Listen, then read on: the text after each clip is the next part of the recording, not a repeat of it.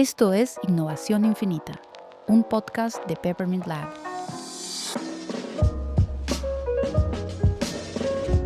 Hola, ¿cómo están? Bienvenidos a un nuevo capítulo de Innovación Infinita. Hoy estamos con una invitada especial. Fran, ¿qué tal? ¿Cómo estás? Hola, ¿qué tal, Jonathan? Un gusto estar acá. Qué bueno, qué bueno.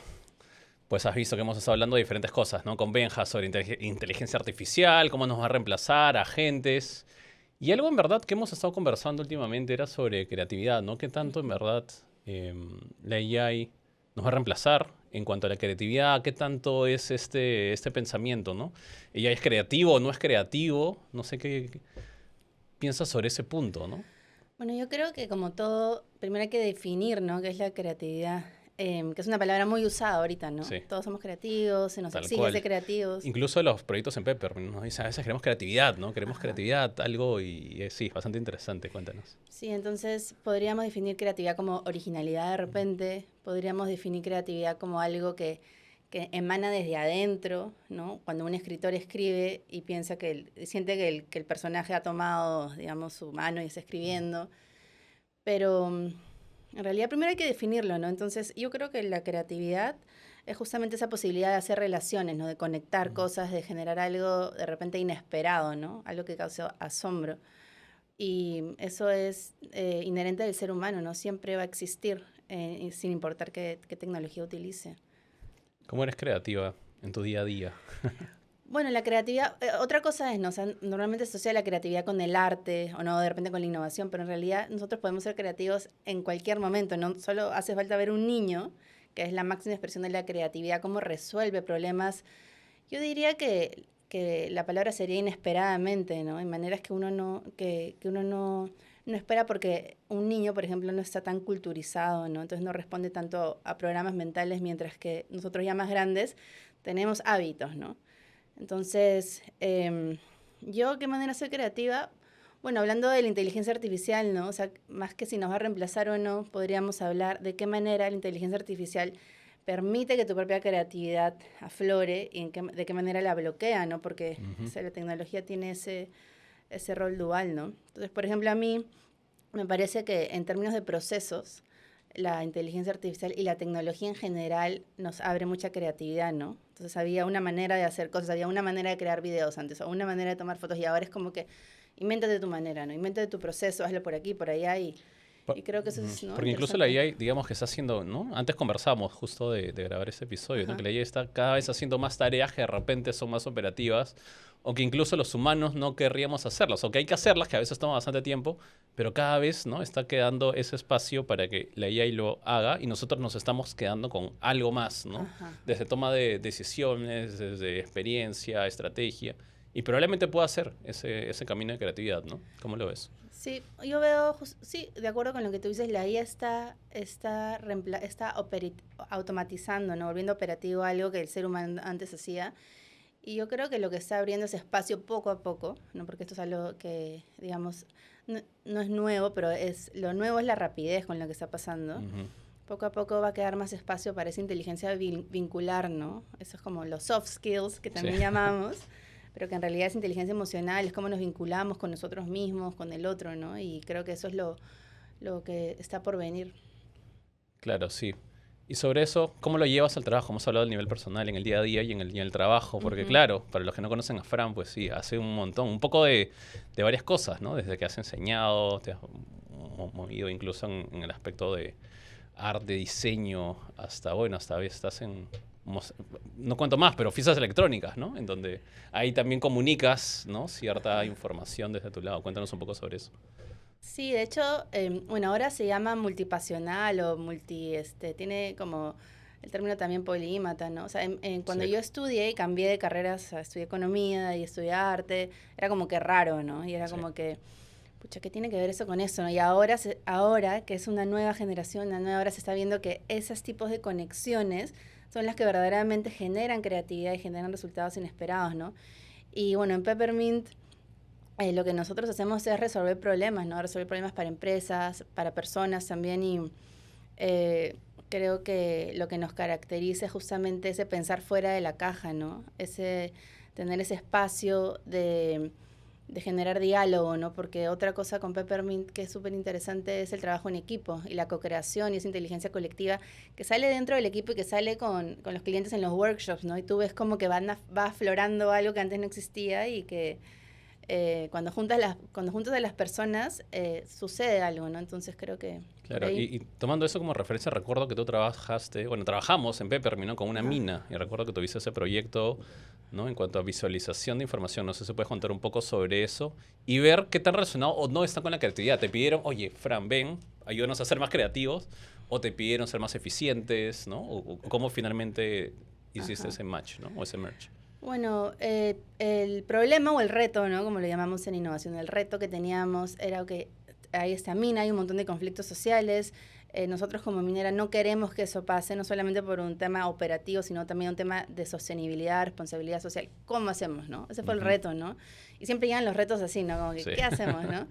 Y bueno, lo que se logró hacer fue utilizar el Business Intelligence, ¿no? Para crear un dashboard de mapeo social, ¿no? Entonces, como también eso es interesante porque tú usas la tecnología para mapear cosas extremadamente sociales o emocionales que no necesariamente se van a traducir o que no se traducen en binario, ¿no? En números, claro. Pero tienes que encontrar creativamente la mejor manera de aproximar eso, de volver algo subjetivo en objetivo.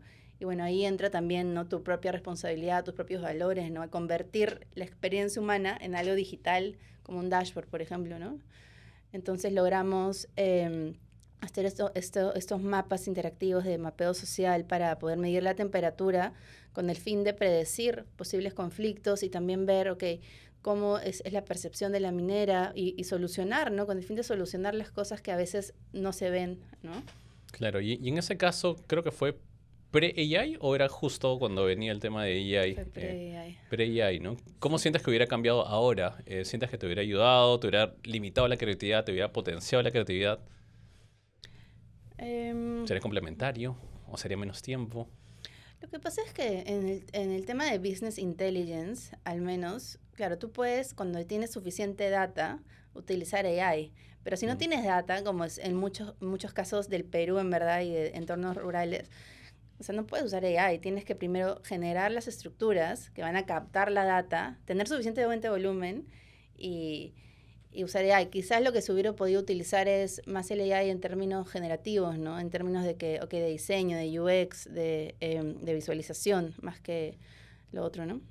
Claro, buenísimo. Sí, justo ayer hablaba sobre ese punto, hablaba con una nueva persona justo que entró a la compañía, ¿no? Que hablaba sobre, necesitamos estructurar toda la información, ¿no? Tenemos que incluso cómo documentamos desde las reuniones que estamos teniendo y se guardan por Zoom, ¿no? Hay una transcripción o AI, pero queda ahí en ese mundo, está todo disperso, ¿no? O queda conversaciones en WhatsApp o queda en Google Docs, es ver cómo realmente todo lo centralizamos en un punto para luego sobre eso utilizarlo, ¿no? Okay. En el día. Y es algo que recuerdo que tú siempre lo mencionabas, ¿no? Que se lo mencioné también ayer, el tema de estructurar. Cuéntanos un poco sobre esa parte, ¿no? Antes de... Sí, bueno, hoy en día en el estadio en que están la mayoría de empresas peruanas, ¿no? El reto de la AI es un reto de datos, ¿no? Y específicamente de limpieza, de calidad de datos, de ciclo de datos, ¿no? Porque ¿cómo está la data ahorita? Cuéntanos. ¿Cómo la has visto, no? Porque tú también, ¿no? Una de las cosas que haces también es analizar la data, ¿no? Y va con growth, que es otro tema que también ves. Sí, exacto. O sea, la data, claro, es como algo tan ambiguo, ¿no? Pero al mismo tiempo, ¿no? Dicen la data es el nuevo petróleo, la data es la moneda de cambio, lo que sea, ¿no? Pero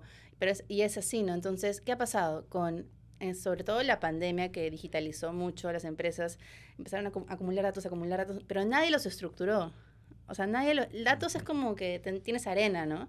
Pero no le dices, este tipo de arena va por acá, este otro va por acá, esto hay que limpiarlo. Entonces, si tú tienes data sucia, no te sirve para nada, ¿no?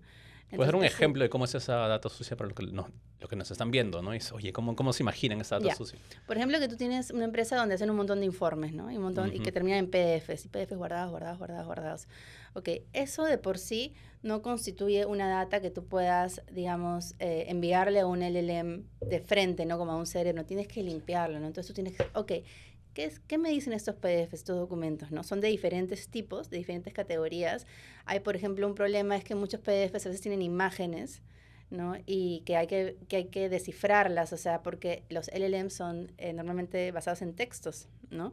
Entonces tú tienes que limpiar toda la parte visual, por ejemplo, de ahí extraer la data, de ahí probarlo para ver qué funciona. Entonces construir verdaderamente un cerebro, ¿no? Como muchas empresas quieren ahora, requiere un paso previo muy importante que es la limpieza de datos.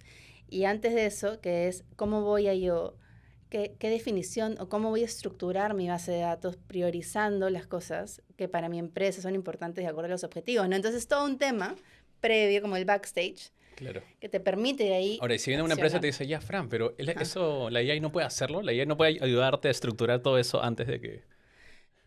Sí, pero siempre tienes que tomar una decisión, ¿no? Y ahí es donde viene la parte relacionada, vincular, Humana, ¿no? humana, liderazgo, ¿no? O sea, siempre hay que tomar una decisión que tiene que ver con los objetivos, que tiene que ver con las personas también. Entonces, siempre, siempre, siempre el capitán o la capitana va a ser un ser humano, ¿no? Claro. Y eso es lo chévere también, ¿no? Eso es algo de lo que hablábamos, ¿no? En este mundo de ya, automatizaciones, tener agentes, ahí hay alguien... Claro, finalmente alguien se tiene que hacer responsable también, ¿no? Y desde... De nuevo, justo hablábamos, ¿no? Que cada día salen, o cada semana salen nuevas soluciones. Por ejemplo, salió el nuevo CMO, ¿no? CMO en una empresa, te reemplaza todo, ¿no? Pero Ajá. realmente, ¿qué pasa si ese CMO, que es un agente, falla? ¿No? ¿Quién se hace responsable? Ajá. ¿No? Entonces oye, va de la mano con alguien que es experto en el tema, o lo dejamos solo, ¿no? Ajá. Y algo muy interesante ahí que tiene que ver Sí. con la creatividad es que lo que la IA te da, la IA generativa, es un promedio estadístico, ¿no? Entonces agarra todas las imágenes de perros, ¿no? Y te da una imagen promedio del perro, ¿no? Sí. Igual, un CMO de IA, ¿no? Te va a dar un CMO estándar, promedio, ¿no? Y lo que tú quieres para diferenciarte, para ser creativo si quieres, es diferenciarte del promedio, ¿no? Entonces, eso no lo puede hacer la IA porque por definición es el promedio. No sé si me dejo entender, ¿no? Entonces, Tal ahí cual. también hay que Es algo que considerar lo vayas eso. alimentando con información, o lo vayas puliendo, le vayas, digamos, enseñando, ¿no? Claro, Qué es lo que tú quieres tener. lo Y ese vayas proceso modelando. de enseñar necesitas experiencia, ¿no? Y eso Claro, es un poco lo que conversábamos de... Los expertos, pues, tienen que ir de la mano justamente con estos agentes o con la inteligencia artificial para realmente sacarle provecho, ¿no? claro. Sin experiencia se puede dificultar. Algo que yo estoy haciendo de manera personal también es crear agentes, ¿no? Como el que te mostré, ¿no? Que es Checho, en donde básicamente hace WhatsApp. diferentes agentes. Y hay otro agente que es prospección, ¿no? Es comenzar a hablar a personas para ofrecerle un tipo de servicio. Pero claro, en mi caso no tengo experiencia comercial, no estoy interactuando ida y vuelta, le digo toma esto, pero no es lo mismo, ¿no? Y algo que me decía Benja es, claro, hay diferentes técnicas también para realizar ventas y hay una estructura que de repente se puede alimentar a la AI para que lo conozca mejor y sobre ese conocimiento pues pueda hacerlo. Entonces es un tema de ida y vuelta, ¿no? En tu caso, cuéntanos, Ajá. ¿cómo has experimentado últimamente con la ¿Con la IA? AI? Sí, así es. Bueno, yo me quedaba impresionada cuando he cambiado de ChatGPT a Claude, la Mm, verdad. Y hablando también de esas voces sintéticas, ¿no? Porque cuando usas un WhatsApp o un agente sintético, sí. ¿no? Que no es real, el problema no es que si es real o no, el problema es cómo tú utilizas la tecnología a tu favor, ¿no? Claro, si tú quieres que parezca una persona real y quieres engañar, ¿no? A la otra persona, es una cosa, pero si tú utilizas eso para crear una personalidad, un tono de voz, algo que sea interesante para la otra persona, por ejemplo, Claude, ¿no? Ujú. Te habla distinto que Sí, ChatGPT, te provoca hablar, hasta el logo es distinto, ¿no? Te hace una sensación distinta que te da más ganas de interactuar, ¿no? claro, y Aunque se acabe justo, muy rápido, ¿no? sí, y justo sobre eso ahorita estaba pasando, ¿no? Que OpenCloud, digamos, ha limitado que Cloud esté de manera, digamos, entre comillas, gratuita. Entonces muchos developers han comenzado a migrar a GPT y se dan cuenta que no es lo mismo en cómo te está hablando, en cómo toma las decisiones, ¿no? Sí, Entonces también es un punto sí. bastante interesante que tiene que ver con la personalidad, toma de decisiones que Cloud lo tiene más estructurado. Ahora, hoy en día, en este momento en donde están viendo el Sí, un podcast. tip súper bueno que yo estaba usando es siempre preguntar al final, es como que le doy el prompt, bla, bla, y le digo, hazme preguntas para clarificar Mm, cualquier cosa, ¿no? Entonces mm, ahí te ujú. das cuenta también tus puntos ciegos, ¿no? Sí, También es eso, ¿no? Cómo tú utilizas la herramienta para generar fricción, porque en la fricción se genera aprendizaje, ¿no? Entonces decirle, ok, critica ujú, esto, ¿no? Te da algo y él dice, ok, porque es un chat, es un ida y vuelta, ¿no? claro. También es O bajo interesante. cierto enfoque también, ¿no? Si tenemos esto bajo, ok, el enfoque financiero, hazme la pregunta, o el enfoque Claro. marketing, o el Eso es lo enfoque... increíble, ¿no? Eso es lo increíble, ¿no? Porque finalmente podemos ser este observador que mira la realidad desde afuera y